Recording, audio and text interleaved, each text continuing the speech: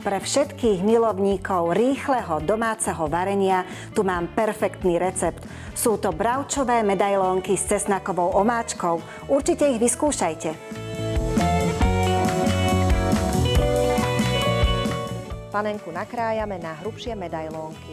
Posypeme solou, potrieme ich prelisovaným cesnakom, posypeme mletou paprikou aj bielým korením a zalejeme olejom.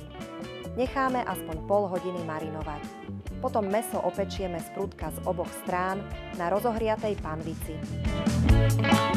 Mäso vyberieme, dáme bokom a do výpeku dáme koňak, maslo aj prelisovaný cesnak. Krátko povaríme, zalejeme smotanou, podľa potreby ešte môžeme doliať vývarom a dobre premiešame.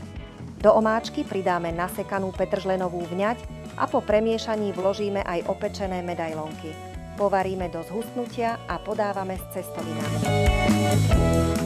Tisíce ďalších receptov s mäsom hľadajte na našom portáli Varecha.sk a ďalšie skvelé jedlá pre vás chystáme aj v našom krásnom mesačníku Varecha.